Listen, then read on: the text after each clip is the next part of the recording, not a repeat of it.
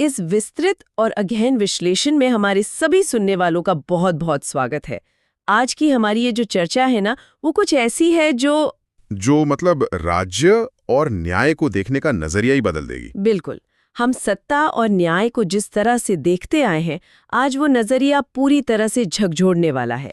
तो आज हम जिन नोट्स पर बात कर रहे हैं, वे किताबी दुनिया नाम की एक बहुत ही बेहतरीन बौद्धिक श्रृंखला के 8वें भाग से लिए गए हैं जी। और आज का हमारा विषय है दंड नीति और विश्व राजनीतिक दर्शन। देखिए, ये एक ऐसा विषय है जो सदियों से इंसानी सभ्यता के एकदम केंद्र में रहा है। आज के हमारे इस विश्लेषण का जो मुख्य उद्देश्य है वो ये समझना है कि क्या दंड यानी ये जो सजा या कानून लागू करने का विचार, क्या वो सिर्फ सनातन परंपरा तक सीमित है? हाँ बिल्कुल। क्या ये सिर्फ सनातन सोच है या दुनिया की हर महान सभ्यता के लिए ये एक बुनियादी चुनौती रहा है? ये हम आज सनातन दृष्टि को पश्चिम के महान विचारकों जैसे थॉमस हॉब्स और प्लेटो के साथ रखेंगे जी। और साथ ही प्राचीन चीन की जो लीगलिज्म या कठोर कानूनवादी विचारधारा है ना, उससे भी तुलना करेंगे। लेकिन यहाँ शुरुआत में मैं एक बात स्पष्ट कर देना चाहता हूँ। आज की हमारी इस चर्चा का उद्देश्य किसी भी विचारधारा को नीचा दिखाना बिल्कुल नहीं है। एकदम सही बात है। हम यहाँ कोई प्रतियोगिता नहीं कर रहे हैं। हमारा लक्ष्य बस बहुत ही शांत और विद्वत्तापूर्ण तरीके से ये समझना है कि अलग अलग सभ्यताओं ने इस एक मानवीय समस्या को कैसे देखा। जी, उनके सोचने के तरीके में बुनियादी या जो संरचनात्मक अंतर है वे क्या रहे हैं। बिल्कुल। और जब हम अलग अलग सभ्यताओं के राजनीतिक दर्शन को गहराई से पढ़ते हैं तो एक बात बिल्कुल साफ हो जाती है, इंसान की जो मूल प्रवृत्तियां हैं ना, वे हर जगह एक जैसी ही रही हैं। समाज में शांति कैसे स्थापित हो, ये सवाल हर सभ्यता के सामने था। लेकिन उस शांति को पाने का जो रास्ता उन्होंने चुना वो उनकी अपनी समझ पर निर्भर था। तो चलिए फिर इस यात्रा की शुरुआत पश्चिम के एक बहुत ही प्रभावशाली विचारक थॉमस हॉब्स से करते हैं। जी, हॉब्स का विचार काफी दिलचस्प है। हमारे आज के नोट्स में हॉब्स की प्रसिद्ध पुस्तक लेवायथन का काफी विस्तार से जिक्र है। हॉब्स का ये मानना था कि अगर इंसानों को बिना किसी नियम या कानून के छोड़ दिया जाए, उनके प्राकृतिक हाल पर, हाँ प्राकृतिक हाल पर, तो वो स्थिति सभी का सभी के खिलाफ युद्ध बन जाएगी। War of all against all. बिल्कुल। जरा कल्पना कीजिए किसी बहुत ही व्यस्त चौराहे की जहाँ कोई ट्रैफिक सिग्नल ही ना हो। वहां तो मिनटों में लोग आपस में भिड़ जाएंगे। वही तो। हॉब्स का भी यही मानना था कि प्राकृतिक अवस्था में इंसान आपस में लड़ कटकर खत्म हो जाएंगे। और हॉब्स ने इस अराजकता से बचने का जो उपाय सुझाया वो बड़ा ही दिलचस्प है। क्या था वो उपाय? उन्होंने कहा कि इस निरंतर संघर्ष को रोकने के लिए समाज को एक बेहद मजबूत, निरंकुश और सर्वोच्च शासक की जरूरत है। मतलब एक एब्सोल्यूट सॉवरेन। जी, एक ऐसा शासक जिसके पास असीमित अधिकार हों और जिसके फैसलों पर कोई सवाल ही न उठा सके। बाप रे। हॉब्स की नजरिया में इंसान इतने स्वार्थी हैं कि उन्हें केवल एक विशालकाय और खौफनाक सत्ता का डर ही नियंत्रण में रख सकता है। लेकिन अगर हम इस पश्चिमी विचार की तुलना अपनी सनातन परंपरा से करें तो मैं सोच रही थी कि क्या हमारे पूर्वजों ने भी समाज की इस अराजक अवस्था के बारे में ऐसा ही कुछ सोचा था? बिल्कुल सोचा था। और यहीं से दोनों सभ्यताओं की सोच का जो अंतर है वो एकदम साफ होने लगता है। हमारे अध्ययन में महाभारत का एक बहुत ही सटीक उल्लेख मिलता है। सनातन परंपरा में इस अराजक स्थिति को मत्स्य न्याय का नाम दिया गया है। मत्स्य न्याय? जी, महाभारत में कहा गया है कि यत्र न स्यात् दंड नीति ही तत्र मत्स्या एव बलवत्तरा दुर्बलान भक्षयन्ति। इसका अर्थ ये हुआ कि जहां दंड नीति नहीं होती, जहां नियम और व्यवस्था नहीं होती, वहां समाज का हाल एक तालाब जैसा हो जाता है। और तालाब का नियम क्या है? बड़ी मछलियां हमेशा छोटी मछलियों को खा जाती हैं। यानी समस्या की जड़ को पहचानने में हॉब्स और महाभारत के विचारकों में कोई खास अंतर नहीं है। दोनों ही ये मान रहे हैं कि अगर व्यवस्था नहीं होगी तो ताकतवर हमेशा कमजोर को कुचल देगा। बिल्कुल, जिसकी लाठी उसकी भैंस वाला नियम। हाँ, तो समस्या की पहचान तो एकदम समान है, लेकिन मुझे लगता है कि असली कहानी तब शुरू होती है जब हम इसके समाधान की तरफ देखते हैं। जी, यहीं पर वो संरचनात्मक अंतर सामने आता है जिसकी हम शुरुआत में बात कर रहे थे। हॉब्स इस बड़ी मछली वाली अराजकता को रोकने के लिए एक ऐसी सबसे बड़ी और खूंखार मछली को तालाब में छोड़ना चाहते हैं जिससे सब डरें। मतलब एक निरंकुश शासक। हाँ, वो शासक सबसे ऊपर होगा। लेकिन सनातन परंपरा इस समाधान को बिल्कुल स्वीकार नहीं करती। तो फिर सनातन व्यवस्था में इस मत्स्य न्याय को रोकने का क्या तरीका बताया गया है? अगर सर्वोच्च शासक नहीं तो फिर समाज को कौन संभालेगा? सनातन दृष्टि एक ऐसे शासक की मांग करती है जो खुद धर्म के अधीन हो। अच्छा। हमारे नोट्स में इसे एक बहुत ही सुंदर सिद्धांत के जरिए समझाया गया है, धर्मो रक्षति रक्षतः। यानी जो धर्म की रक्षा करता है, धर्म उसकी रक्षा करता है। एकदम सही। हॉब्स के मॉडल में राज्य या राजा सर्वोच्च है, लेकिन सनातन दर्शन में राजा सर्वोच्च नहीं है, बल्कि धर्म सर्वोच्च है। राजा का कर्तव्य है कि वो धर्म और न्याय की रक्षा करे, और बदले में वही धर्म राजा की सत्ता को बनाए रखता है। लेकिन यहाँ मुझे एक उलझन हो रही है। मान लीजिए कोई राजा सत्ता में आ गया और उसने तय किया कि वो धर्म की परवाह ही नहीं करेगा। जी। पश्चिम के मॉडल में तो राजा ही कानून है, इसलिए वो जो चाहे कर सकता है। लेकिन सनातन व्यवस्था में इस बात की क्या गारंटी है कि राजा धर्म का पालन करेगा ही? वो भी तो निरंकुश हो सकता है ना? यही तो सनातन राजनीतिक दर्शन की सबसे बड़ी खूबी है। राजा निरंकुश इसलिए नहीं हो सकता क्योंकि वो एक बहुत बड़ी नैतिक और ब्रह्मांडीय व्यवस्था के प्रति जवाबदेह है। जवाबदेही। जी। राजा के ऊपर ऋषि मुनियों, विद्वानों और समाज के नैतिक नियमों का भारी दबाव होता था। बिल्कुल। उसे ये सिखाया जाता था कि उसकी सत्ता उसके आनंद के लिए नहीं, बल्कि समाज के कल्याण के लिए एक जिम्मेदारी है। अगर वो धर्म से भटकेगा तो व्यवस्था उसे सत्ता से हटा देगी। ये सच में ज्ञान का एक नया झरोखा खोलने वाली बात है। एक ही मानवीय समस्या को देखकर हॉब्स ने सारी शक्तियां एक व्यक्ति में समेट दी, उसे भगवान बना दिया। हाँ, जबकि सनातन व्यवस्था ने शक्ति को धर्म के अधीन कर दिया ताकि कोई भी इंसान भगवान बनने का भ्रम न पाले। बिल्कुल। और ये वैचारिक भिन्नता केवल हॉब्स तक सीमित नहीं है। अगर हम इस चर्चा को थोड़ा प्राचीन यूनान की तरफ ले जाएं और प्लेटो जैसे महान दार्शनिक की बात करें। ओहो, प्लेटो का वो मशहूर विचार जिसमें वो एक फिलोसोफर किंग यानी दार्शनिक राजा की बात करते हैं। जी, हमारे आज के अध्ययन में इसका काफी गहराई से विश्लेषण किया गया है। प्लेटो का मानना था कि समाज पर शासन करने का अधिकार हर किसी को नहीं मिलना चाहिए। सत्ता उसके हाथ में होनी चाहिए जो सबसे ज्यादा बुद्धिमान हो, एकदम ज्ञानी व्यक्ति। हाँ, एक ऐसा दार्शनिक राजा जो अपनी बौद्धिक क्षमता और तर्कों के आधार पर ये तय कर सके कि समाज के लिए क्या सही है और क्या गलत। प्लेटो का तर्क था कि चूंकि दार्शनिकों को सत्य और न्याय का गहरा ज्ञान होता है, इसलिए वे निस्वार्थ भाव से शासन करेंगे। अब सवाल ये उठता है कि क्या सनातन दर्शन में इस दार्शनिक राजा का कोई समानांतर विचार मौजूद है? जहाँ तक मुझे याद आ रहा है, हमारे यहाँ राजर्षि का आदर्श बहुत पुराना है। राजा जनक जैसे कई उदाहरण हैं जो राजा भी थे और ऋषि भी। एकदम सही पकड़ा आपने। हमारे अध्ययन के अनुसार सनातन परंपरा में राजर्षि का विचार बहुत ही स्पष्ट रूप से स्थापित है। महाभारत और उपनिषदों में घोषणा की गई है कि राजा धर्मस्य कारणम, यानी राजा ही समाज में धर्म और सदाचार का मुख्य कारण होता है। जी। लेकिन प्लेटो के दार्शनिक राजा और सनातन के राजर्षि के बीच एक बहुत ही बुनियादी फर्क है। और वो फर्क क्या है?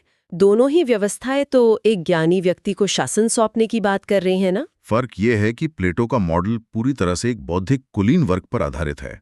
Intellectual elite. हाँ, वहां जोर केवल तर्क और बौद्धिक क्षमता पर है। अगर किसी के पास बेहतरीन दिमाग है तो वो शासन करने की योग्य है। लेकिन सनातन आदर्श ये मानता है कि केवल बुद्धिमान होना काफी नहीं है, शासक को आत्म अनुशासित भी होना चाहिए। उसका आचरण समाज के लिए एक दर्पण होता है। इसका मतलब अगर कोई व्यक्ति बहुत बड़ा विद्वान है लेकिन उसे अपने क्रोध या लालच पर नियंत्रण नहीं है, तो सनातन व्यवस्था उसे राजर्षि नहीं मानेगी? बिल्कुल नहीं। हमारे अध्ययन में गीता के 3 अध्याय के 21वें श्लोक का बहुत ही सटीक संदर्भ दिया गया है। जी, कौन सा श्लोक? यद यदाचरति श्रेष्ठा तत्तदेवेतरो जनः। यानी समाज का श्रेष्ठ व्यक्ति जैसा आचरण करता है, सामान्य लोग भी उसी का अनुसरण करते हैं। बिल्कुल। समाज हमेशा अपने नायक की नकल करता है। ये तो हम आज के दौर में भी देखते हैं। अगर किसी संस्था का नेतृत्व करने वाला व्यक्ति ईमानदार है तो पूरी संस्था वैसा ही बर्ताव करने लगती है। जी। और अगर नेता ही भ्रष्ट हो तो पूरी व्यवस्था में दीमक लग जाती है। और इसीलिए सनातन मॉडल केवल किताबी ज्ञान या तर्कों पर नहीं टिका है, यह धर्म और आत्मनियंत्रण पर टिका है। एक राजर्षि को अपने भीतर एक सन्यासी जैसी वैराग्य भावना और एक राजा जैसी कर्तव्य निष्ठा दोनों को एक साथ साधना होता है। क्या बात है। पश्चिम ये मानकर चल रहा है कि अच्छी बुद्धि अच्छे फैसले लेगी, लेकिन हमारी समझ यह चेतावनी देती है कि दिमाग चाहे कितना भी तेज हो, अगर इच्छाओं पर नियंत्रण नहीं है तो वो समाज का पतन ही करेगा। ये बहुत ही गहरी अंतर्दृष्टि है। अच्छा, अगर हम कानून और अनुशासन की बात कर ही रहे हैं तो हमें प्राचीन चीन के उस दर्शन पर भी नजर डालनी चाहिए जिसका जिक्र हमारे नोट्स में है। आप चीनी कठोर कानूनवाद या लीगलिज्म की बात कर रही हैं? हाँ, लीगलिज्म के बारे में जो पढ़ा वो काफी डरावना लगा। ये एक बेहद चरम विचारधारा है। इसका सीधा सा सिद्धांत है कि इंसान फितरत से बुरा होता है और उसे केवल खौफ के जरिए ही सुधारा जा सकता है। ये मॉडल बेहद सख्त कानूनों और क्रूर सजाओं पर निर्भर करता है। यहाँ नैतिकता या दया की कोई जगह नहीं है। जरा सोचिए उस समाज के बारे में जहाँ छोटी सी गलती के लिए भी खौफनाक सजा तय कर दी जाए। वहाँ ये नहीं देखा जाता कि क्या सही है और क्या गलत। जी, बस कानून की किताब देखी जाती है। हाँ, और इसका मकसद केवल राज्य की ताकत को बढ़ाना होता है, समाज का कल्याण नहीं। और ठीक इसी क्रूर दृष्टिकोण के विपरीत हमारे अध्ययन में आचार्य कौटिल्य के अर्थशास्त्र का बहुत ही शानदार विश्लेषण प्रस्तुत किया गया है। कौटिल्य का नजरिया तो काफी व्यवहारिक था ना? बहुत व्यवहारिक और रणनीतिक। उनका एक श्लोक है जिस पर हमें ध्यान देना चाहिए। तीक्ष्णो दंडो ही भूतानाम उद्वेजन करो भवेत मृदु परिभवाय स्यात् तस्मात् युक्तो विधीयते। तो जनता में दहशत तो फैलेगी, लेकिन एक समय के बाद वो दहशत क्रोध में बदल जाएगी और राज्य भी विद्रोह हो जाएगा। बिल्कुल, लोग परेशान होकर व्यवस्था को उखाड़ फेंकेंगे। और दूसरी तरफ कौटिल्य ये भी कहते हैं कि अगर दंड बहुत ज्यादा नर्म होगा तो कोई कानून का सम्मान नहीं करेगा, अपराधी बेखौफ हो जाएंगे। हाँ, और समाज में फिर से वही मत्स्य न्याय फैल जाएगा। इसलिए उनका निष्कर्ष है कि दंड युक्त होना चाहिए, यानी एकदम संतुलित। संतुलन ही स्थिरता की कुंजी है। दंड ऐसा होना चाहिए जो अपराधियों में डर पैदा करे, लेकिन आम जनता के मन में राजा के प्रति नफरत न भरे। सही कहा। सनातन मॉडल केवल खौफ पर आधारित नहीं है, ये कूटनीति, मनोविज्ञान और धर्म का एक बहुत ही बारीक संतुलन है।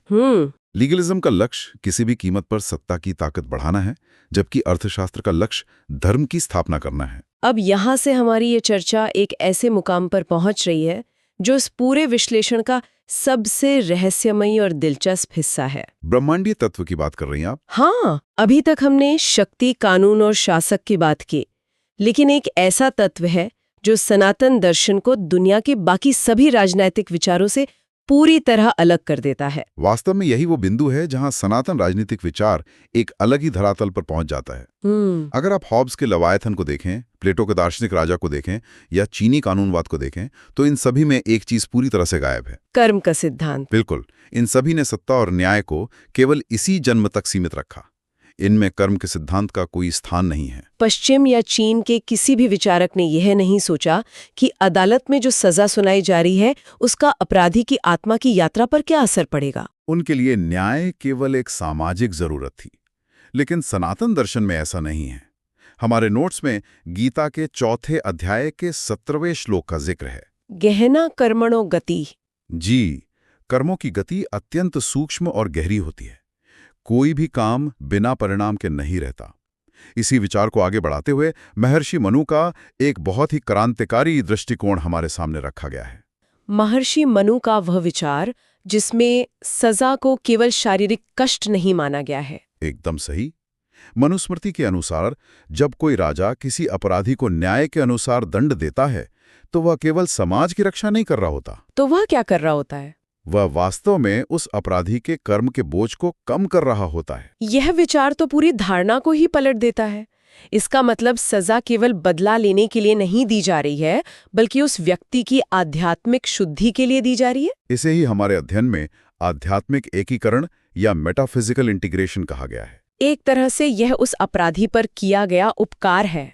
जी, जब कोई अपराधी अपने अपराध का दंड भोग लेता है तो सनातन मान्यता के अनुसार वो अपने पाप से मुक्त हो जाता है। दंड केवल प्रतिशोध नहीं है, ये प्रायश्चित का एक रूप है जिसे राज्य लागू कर रहा है। राजा एक तरह से भगवान के प्रतिनिधि के रूप में उस व्यक्ति के कर्मों का हिसाब इसी जन्म में चुकता कर रहा है, ताकि उसे अगले जन्म में वो बोझ न ढोना पड़े।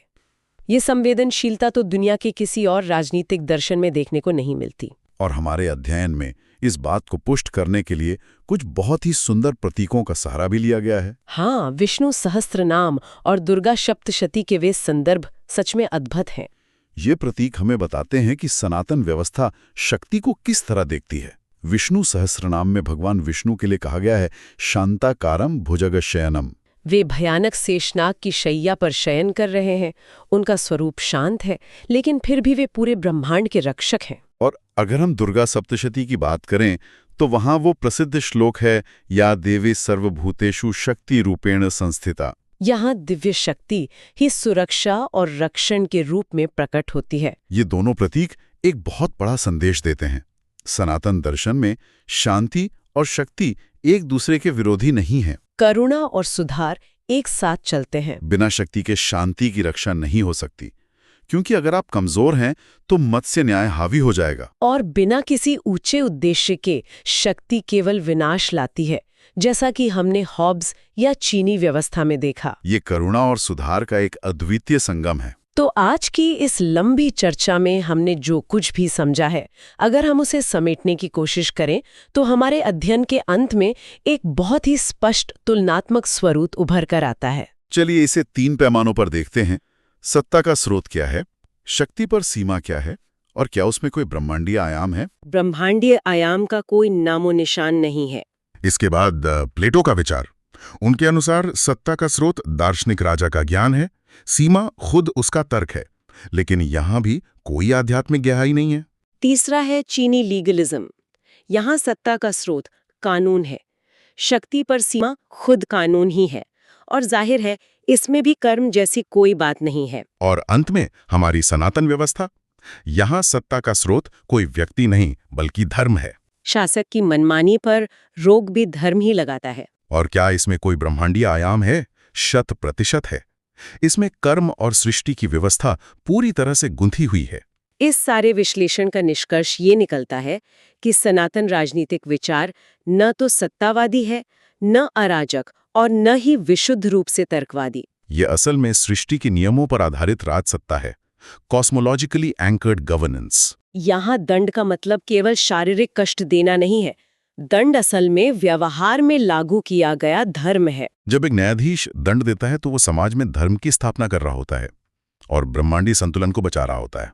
हमारे आज के नोट्स का वो अंतिम संदेश कि ज्ञान ही मुक्ति है, सच में इस चर्चा पर पूरी तरह खरा उतरता है। ज्ञान तभी मुक्त मरता है जब वो हमारे सोचने के दायरे को बड़ा करे। बिल्कुल, और यही वो बिंदु है जो हमें आज के आधुनिक दौर के बारे में सोचने पर मजबूर करता है। प्राचीन व्यवस्था में न्याय आत्मा और कर्म से जुड़ा था, और यहीं से वो बड़ा सवाल जन्म लेता है जो हमें खुद से पूछना चाहिए। आज की जो हमारी आधुनिक न्याय व्यवस्थाएं हैं वो पूरी तरह से धर्म और कर्म के विचार से कट चुकी हैं। जी, वहाँ केवल कागजी सबूतों और गवाहों की बात होती है। ऐसे में ये सोचने वाली बात है कि क्या एक ऐसी कानूनी व्यवस्था जो आत्मा और कर्म के प्रति जवाबदेह नहीं है, वो वास्तव में समाज को सच्चा न्याय दे सकती है, या फिर वो केवल मत्स्य न्याय को ही एक नया और आधुनिक कानूनी रूप दे रही है, जहां ताकतवर आज भी व्यवस्था का फायदा उठाकर कमजोर को निगल रहा है? ये एक ऐसा प्रश्न है जो हमें गहराई से विचार करने के लिए प्रेरित करता है। बिल्कुल। क्या हम केवल कानूनी ढांचा तैयार कर रहे हैं या सच में धर्म स्थापित कर रहे हैं? और इसी झकझोर देने वाले विचार के साथ हम आज की अपनी इस विस्तृत चर्चा को यहीं विराम देते हैं। इस प्रश्न पर विचार जरूर कीजिएगा। हमारे साथ इस गहरी यात्रा में शामिल होने के लिए सभी सुनने वालों का बहुत बहुत धन्यवाद। हम फिर मिलेंगे एक नए गहन विश्लेषण के साथ।